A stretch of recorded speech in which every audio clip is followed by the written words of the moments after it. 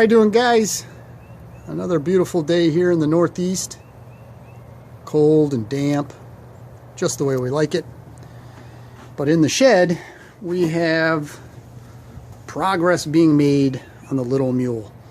I finished the rewiring of the tractor. I didn't really make a video of that because basically the rewiring is the same exact wiring harness as my previous videos. There's nothing different. I just had to adjust the lengths of the wires themselves because I've moved the electrical control box, I guess, where it was the last go around. I moved it, I kind of split it up between the dash and basically right underneath. Let's see if we can take a peek in there. Yeah, you can just see it.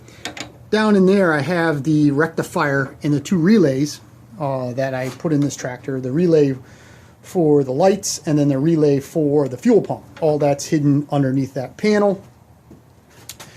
My starter solenoid is in the original position I've always had it, which is just inside the tower.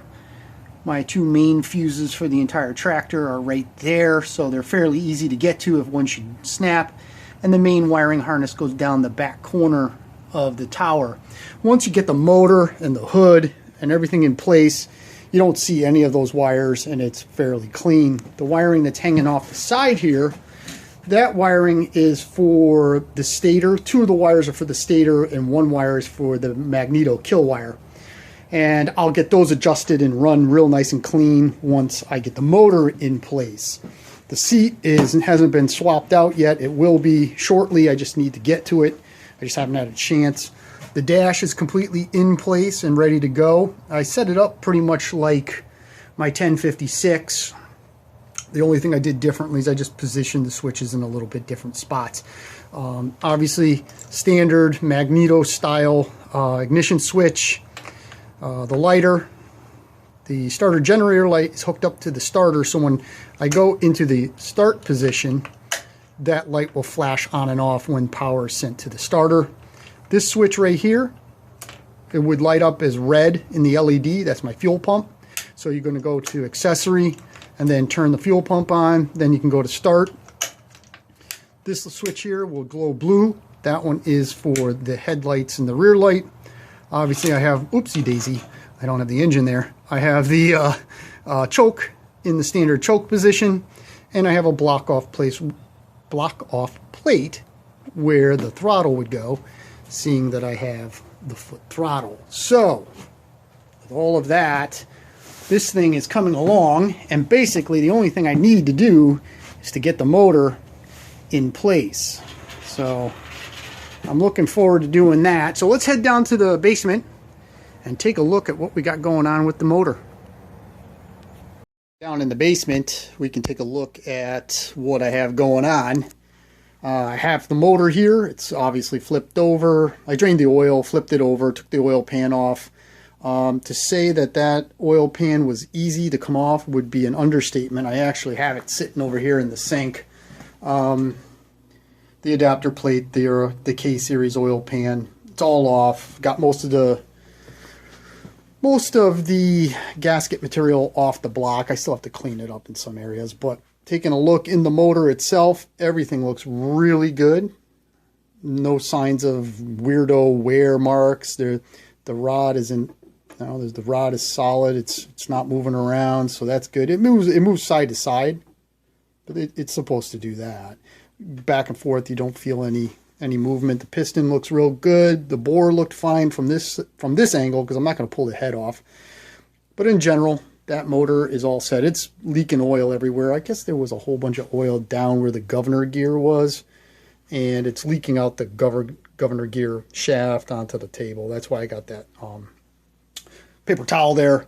All right, so to make the new oil pan, what I did was I ordered a piece of 6061 aluminum, extruded aluminum. It's not a billet, but basically it's 1.5 inches thick, 12 inches in length, 8 inches wide. I went to one of my gasket kits that I have, and I pulled a gasket out. This is the Magnum base gasket, so basically from here over to there, and that's going to be my basic template to make the drawing to start machining this piece of aluminum. And I did that right here. So after taking some measurements, this is the basic outline that I'm going to use. Obviously, this is going to go to the carb side. This is to the starter, carburetor, PTO, and the flywheel. So I basically have it justified in this position. These blocks of aluminum here, and a little thickness here, and here, and here, those are actually going to be the spots where I drill and tap these holes, because these are the mounting holes to the frame. Not that, that's a drain hole. So I need to put those holes into the base of the oil pan. So I needed to make a little bit, I had to leave a little bit more meat in these areas so I can drill up through the bottom in order to get that done. So, I mean, there's really nothing too special. Actually, it's going to hold more oil now because the K-Series pan used to end like right here. So there was just oil with the adapter plate and the K-Series oil pan just in this area.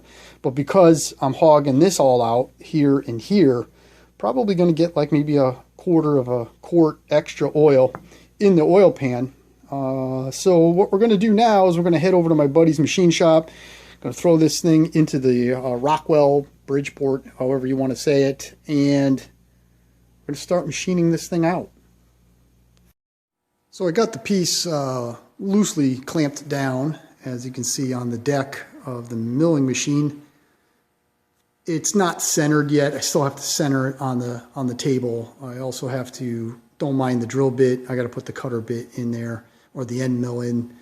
I do have to degree that. It is a little bit off. It's not perfectly perpendicular to the table yet, but I will do that, tighten everything down, and then I'm going to start doing some basic passes in the center to make sure everything is going to be lined up enough where I'm not going to have too much issue. If I'm a few thousandths off here or there, it really doesn't make a big deal. So let me finish clamping this down, index everything in, and we'll start machining.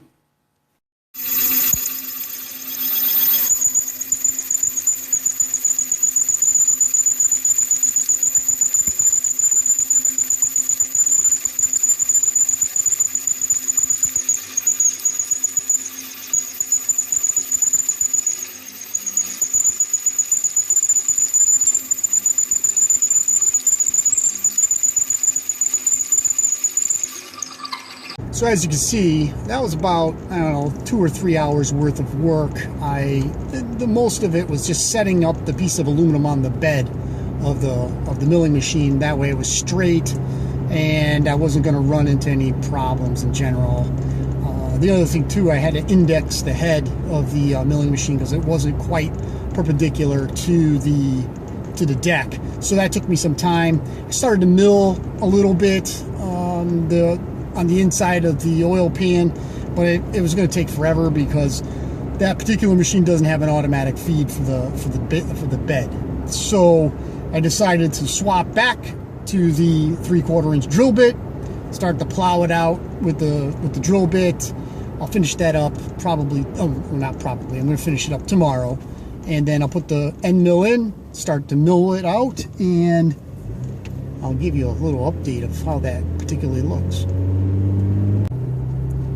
Day 2, heading over to the shop.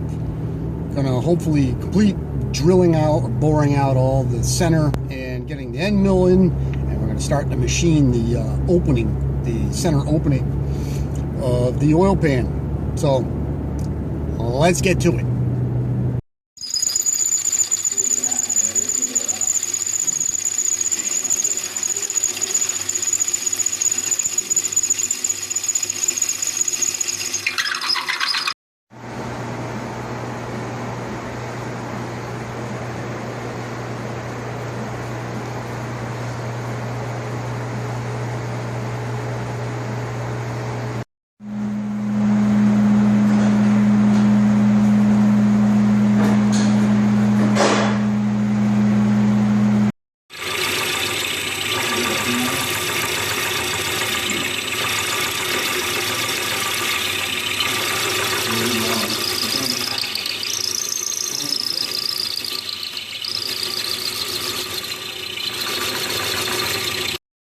So after, you know, maybe a couple hours of just running the end mill through it, I got basically 3/4 of it finished. It looks real good. I'm real happy with it. Obviously a little bit of finish work to be done, but basically the main, I guess the main cavity of the oil pan swimming pool here is done. I'm just kind of going through this side.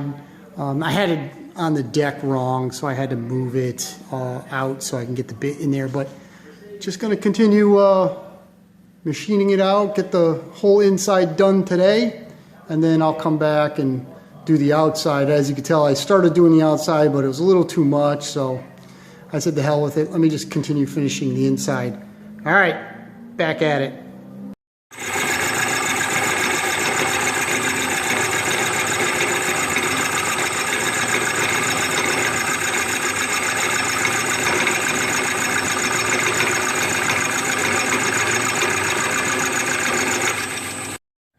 So the end of day 2, so it's probably about a total of 7 or 8 hours over the course of the last 2 days. I got the whole internal pool route completed for the oil pan. The next thing I'm going to do is start going around the edges. You can see, like I said, I started doing it and it just wasn't right. So I'll start this side, but I'm not going to do it today. I've been working on it long enough for today, so we'll come back maybe tomorrow and start working on the outside and get that done. And then I got to deck it so that way it's nice and flat. So outside and then the deck. But I'll take care of that at another day. All right, be back soon. The start of day 3. Going to start plowing out the sides, as you can see. Right now I'm just rough cutting the outside of the pan, and once I get this in a more finished kind of look, I will be back.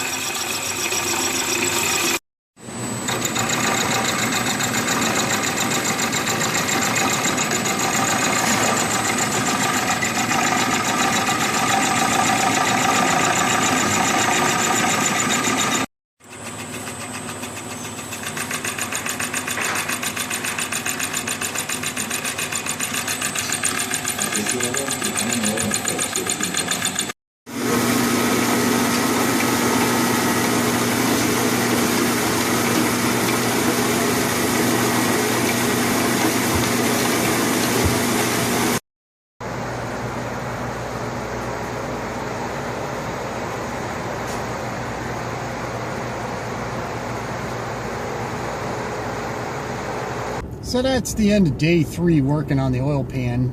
Total hours, I probably have like 7 to 8 hours total in the oil pan. I mean, I didn't work full days on it, but it's coming along really nice. My buddies were pretty excited about it. He's like, this thing's pretty cool. And I'm like, yeah, I know, it's coming out a lot better than I anticipated. But as you can see, we got the pool route done. I got the long sides are faced off, nice and clean, almost finished. I machined out the corners of the oil pan to kind of mimic a stock deep sump Magnum oil pan. I'm not going to put the bolts there. I'm going to bolt the motor up through the bottom like I have it. It's actually pretty cool. I'm pretty happy with it. But I think this is it for today. We will probably get back on it in about a week or so, and I'll have a part 2 of me drilling it and things to that nature. But thank you very much for your time. I hope you enjoyed the video. I hope you find it interesting. As always, please like, share, subscribe. I think that's how it is. And if you can ring the bell so you know when my next video is posted, that would be greatly appreciated. Always try to challenge yourself. You know, if you like this kind of these kinds of projects, anybody can do this. I'm not a machinist by trade. Yes, I have access to a milling machine, which, does, not everybody could have that, but always challenge yourself. Try to put something together that you haven't yet, and just do it well.